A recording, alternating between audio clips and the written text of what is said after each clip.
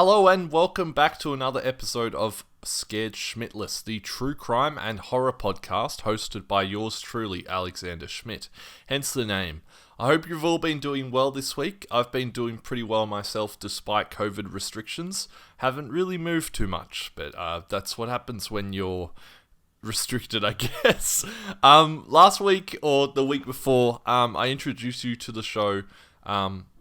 Last week or the week before, I actually talked about some of my experiences, and yeah, it was good to talk about them for sure, and I definitely want to talk to my brother about the old man that he sees, and I also want to bring my fiancée Cara on to talk to her about what she felt like during that jail story that I spoke about, or should I say the gallows.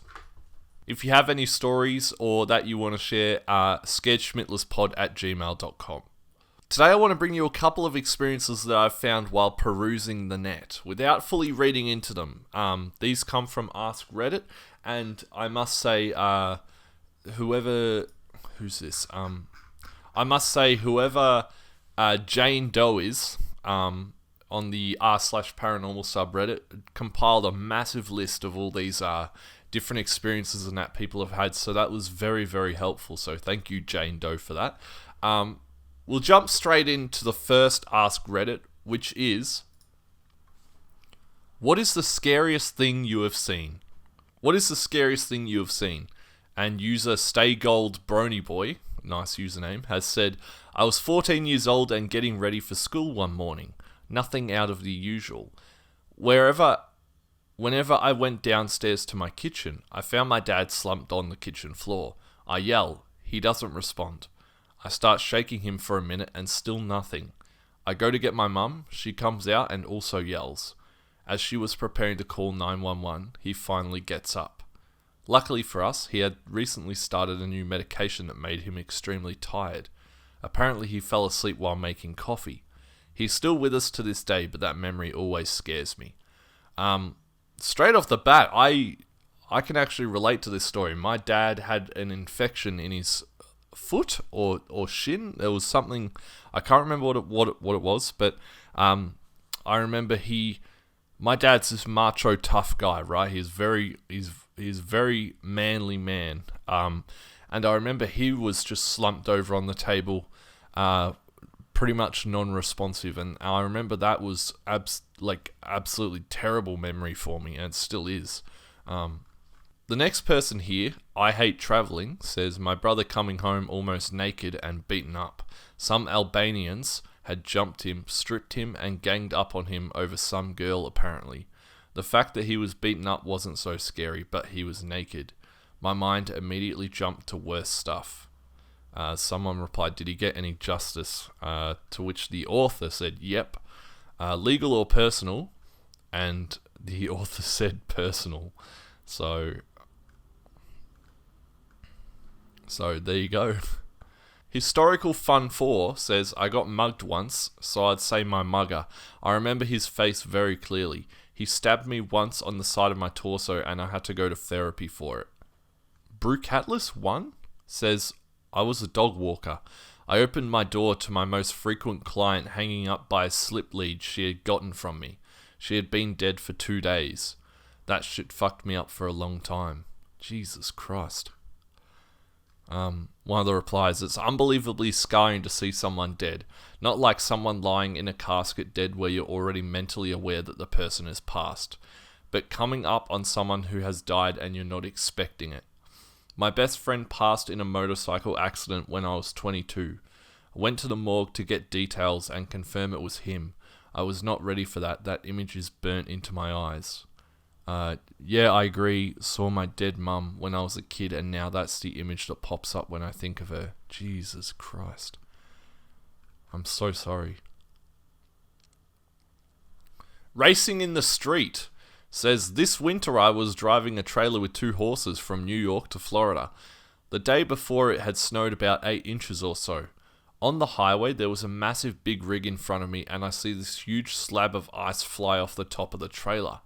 It was this enormous piece, looked at least 5 foot by 5 foot and a few inches thick of just solid ice. The way it flew off the top of the trailer, it caught some wind underneath and went up even higher. I immediately knew that this piece was going to come down directly onto my windshield. The highway was full of cars, so swerving to avoid the ice wasn't an option. And being that I was carrying horses and pulling a trailer, the sudden movement would risk me losing control. I sat there staring at this huge piece of ice, knowing in a few seconds it would come crashing down onto my windshield. I just hoped for the best and hoped it wouldn't smash through it. My brother was sleeping in the back when it hit. It made one of the loudest noises I'd ever heard, immediately waking him up. Luckily, it didn't shatter the windshield. It did, however, rip off the side mirror on the left side of the car. It was very scary, and I consider myself lucky that it didn't end up way worse. Wow. That's... As soon as I read that, I instantly thought of, like, Final Destination with the logs on the back of the truck. Like, instantly. Another person here says, was backpacking in Sydney, got a job helping renovate a guy's house. Walking out of the garage one day and something like dust or plaster falls onto the back of my neck. I swipe it off, it hits the floor and starts fucking moving. That's a spider. First instinct is to crush it, which I'm glad I did. Was a redback, there we go. Was a redback spider that had been on my fucking neck. Yep. That is a rite of passage. The top reply is rite of passage. You're an honorary Aussie now, mate. Very true. One time I was having a shower and I was getting undressed before I got into the shower. You know, you don't tend to have a shower with clothes on. So I was taking off my shirt and I remember looking into the head hole of my shirt, if that's what it's called, and seeing this huntsman on the inside of my shirt run up towards, like, my neck. I remember just fucking pulling that shirt off and just throwing it on the floor. The huntsman ran out under the door and disappeared. But I remember I never felt like fear like that when it comes to a spider before. Even though I fully have arachnophobia for sure. I can't even have a daddy long legs on me. This answer is very short and it says, literally hundreds of flying termites in my room. And one of the replies is, I remember cleaning out our old garage and I leaned a broom precariously against something. It slipped and tapped the wall. For the next 10 minutes we saw a steady stream of termites coming out of a few holes in the wall. They filled the air after a bit and we had to bolt out or start breathing them. What the fuck? What the hell, dude? Have you ever heard of deodorant? I mean, insecticide? Not deodorant. It's 3 a.m. My bedroom door is half open and my fiancée is asleep next to me. I see a shadow of someone walking in the hallway. Then I see the person walking through the door. Oh, Jesus Christ, that actually sent a shiver up my neck. I'm literally about to shit my pants. Then the person walks into my bedroom. It was an old birthday balloon that had floated to the ceiling a few weeks ago. Oh my God! Ugh, I got goosebumps. Yuck. Ew. The helium had leaked just enough to cause it to float 6 feet above the ground and hover silently into our room. That didn't hover in there, bro.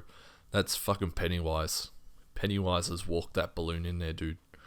My heart is racing just telling this story. Oh, yuck. Yuck. Super KP says, my young daughter running across the road before anyone had looked either direction. I'm not a parent, but I could imagine anything to do with your kid and potential danger would actually be a nightmare to witness. Someone's reply to that is, one of the scariest moments in my life was the flip side of this. Little girl, about 3, ran right in front of my car. Her family and friend group, like 8 adults with a bunch of kids, was split between this small park and an ice cream shop right across the street. She darted between 2 parked cars trying to cross the street and nobody was paying enough attention, or she thought it was a game or something.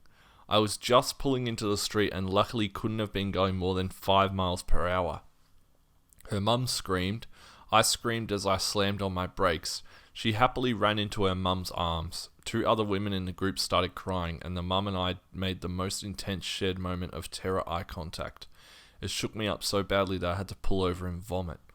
I just couldn't stop thinking about how so many lives are almost ruined in a split second. I'll give you Alright, I'll give you one more bonus answer completely for free because this one's a long one and it has a lot of points, which I assume points mean good. I was traumatized last night, so I wake up at about 4 a.m. to my hand wiping something off my face. I must have instinctively done this and the action itself woke me. I hear a small tap as whatever it was fell to the floor. I'm still half asleep and think to myself for some crazy reason it must have been food stuck to my face from making broth before going to bed and try to go back to sleep. I can't though because now that I'm awake I have to pee. So I go and also check my face for food. Nothing is there. Odd. I wash my face. Slowly I realize as I become more awake that it couldn't have been food because I washed my face before I go to bed. I go back up to my bed and get my phone to use a flashlight, dread slowly filling me, to see what it was. I shine the light on the floor and there it is. A house centipede about 2 inches long with a gazillion legs. It then starts skittering and I yell obscenities repeatedly. I grab my house slipper and smash it before it can go somewhere unseen. After 3 attempts, I succeeded. I then start inspecting the entire room. I pull the covers down and check under my pillow to see if there are more. No, thank God. I ripped my covers off my unsuspecting husband, but he was in the clear as well, and remained completely undisturbed and oblivious. I checked the slanted ceiling because I suspect it was climbing on there and fell on my face. The thought that it actually crawled up my bed over my hair across my forehead is too terrifying to consider. With no indication that there were any others, I try to go back to sleep, clutching my phone and checking the ceiling with the flashlight every few minutes. I eventually fall asleep after a good hour or so later, but it wasn't a restful one. I constantly felt the need to wipe my face to feel safe. Oh, I thought there were going to be more of them. I thought there were going to be more centipedes.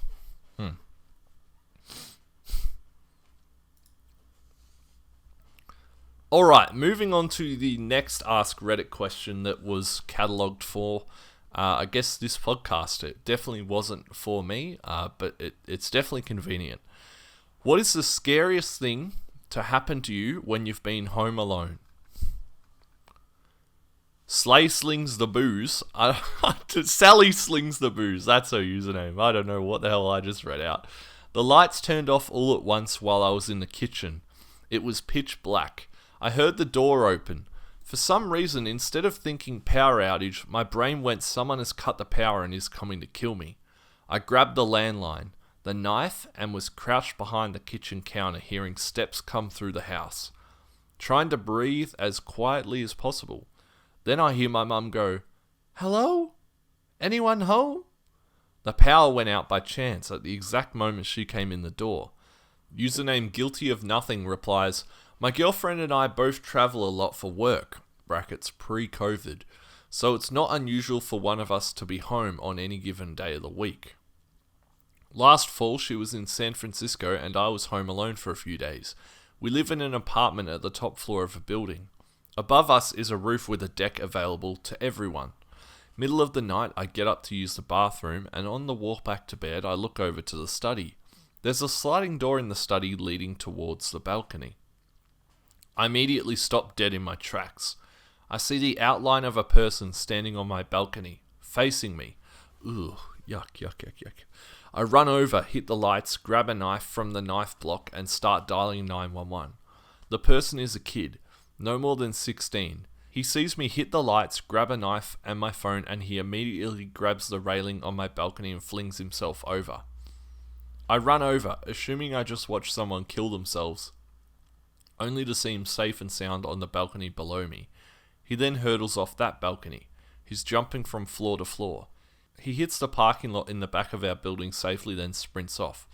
Cops finally come and break up a party on the roof. Turns out he was just a drunk friend of someone on the second floor and got dared to do it. Also, shout out to my dog for being asleep 15 feet from the balcony and not doing anything.